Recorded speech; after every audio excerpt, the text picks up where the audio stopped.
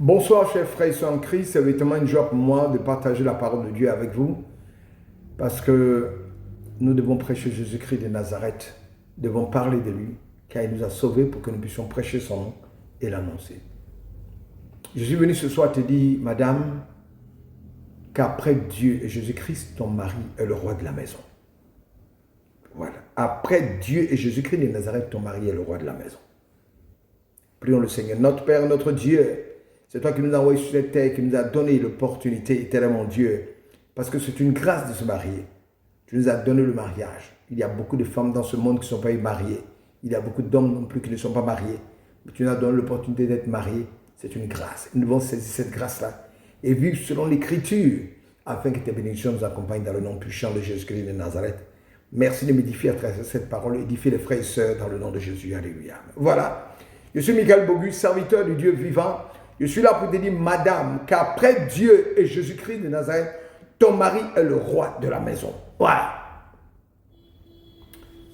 D'où je tire cette affirmation-là. Cette affirmation est tirée du livre de 1 Corinthiens chapitre 11, verset 3.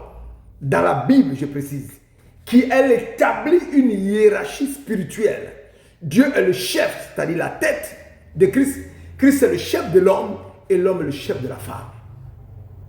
Voilà. Cette portion de l'Écriture souligne l'ordre et l'autorité établie par Dieu. Je voudrais te dire, madame, ce n'est pas nous qui avons établi ça. C'est Dieu qui a établi cette autorité-là.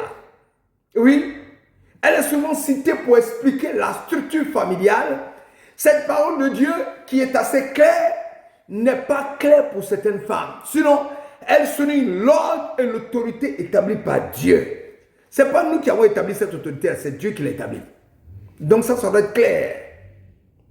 Maintenant que Dieu, toi une femme, t'a fait la grâce d'être mariée, parce que le mariage c'est une grâce. Ce n'est pas une obligation. Ce n'est pas toutes les femmes qui sont mariées, c'est une grâce. C'est comme avoir des enfants, c'est une grâce.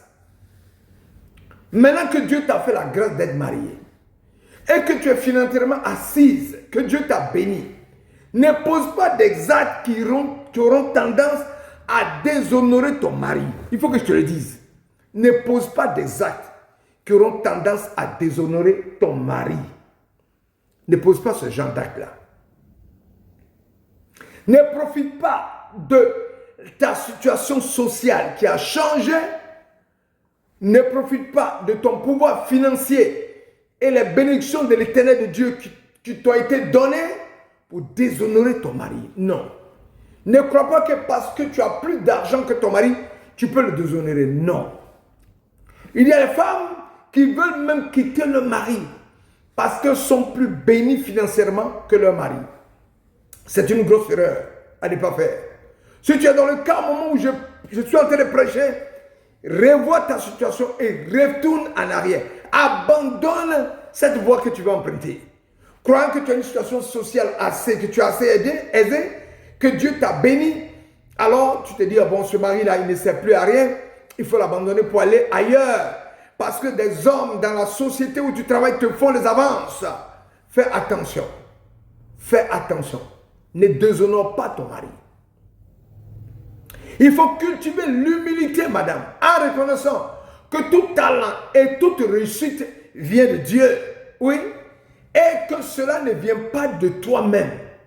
L'orgueil est vu comme une abomination, coïncident qui conduit forcément à la chute, selon Proverbe chapitre 7, verset 18, qui dit « L'arrogance précède la ruine et l'orgueil précède la chute. » Je reprends.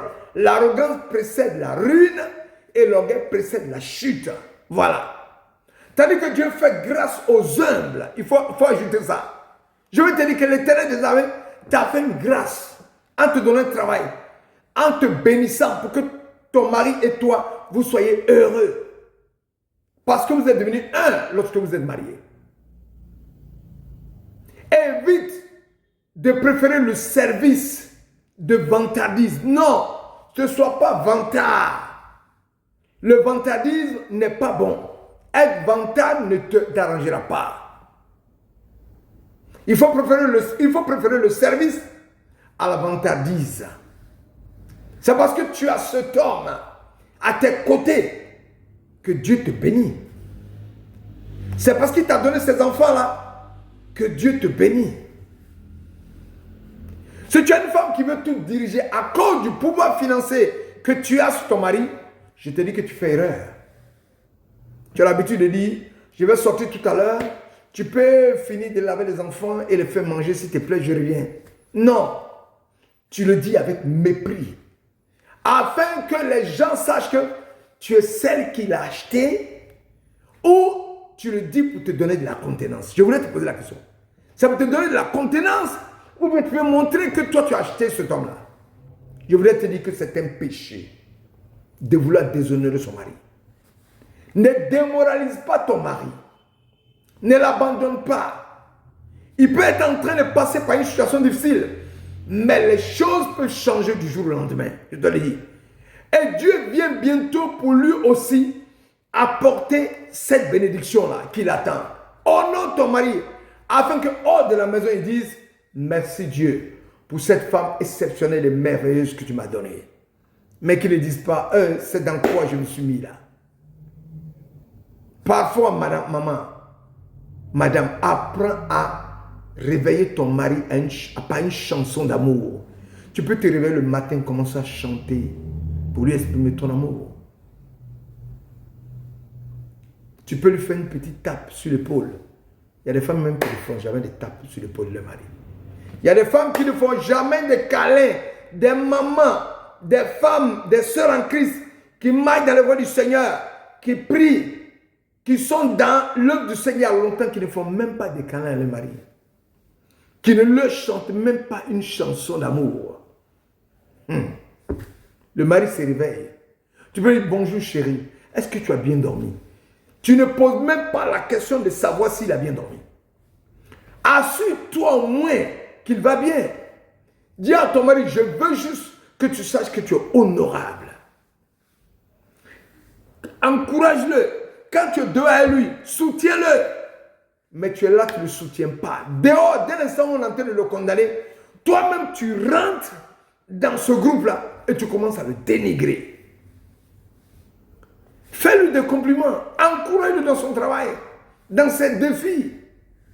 La Bible ne demande-t-elle pas à l'homme d'aimer sa femme et à la femme d'être soumise à son mari? Éphésiens chapitre 5, verset 22 à 23 qui dit, femmes, soyez soumises à vos maris comme vous l'êtes au Seigneur, car le mari est le chef de sa femme, comme le Christ est le chef de l'Église. Le Christ est en effet le sauveur de l'Église qui est son corps. Les femmes doivent donc se soumettre en tout à leur mari, tout comme l'Église se soumet au Christ. Marie, aime vos femmes, tout comme le Christ a aimé l'Église jusqu'à donner sa vie pour elle. Oui, le rôle de l'homme, c'est d'aimer sa femme. Le rôle de la femme, c'est d'être soumise. Un autre aspect des choses est le fait de savoir honorer son mari. Mais nous en parlerons dans une autre vidéo. Que l'Éternel te bénisse. Aime ton mari. Si Dieu t'a béni, il t'a béni pour que vous soyez heureux. Ne crois pas que parce que tu gagnes plus d'argent et que tu as le pouvoir financier, ça te donne le droit de l'écraser. Ne le fais pas, marche dans la voie du Seigneur. Je suis venu te l'annoncer. Change afin que Dieu continue de vous bénir et vous apporter ses grâces dans votre couple. Dans le nom puissant de Jésus. Alléluia. Amen.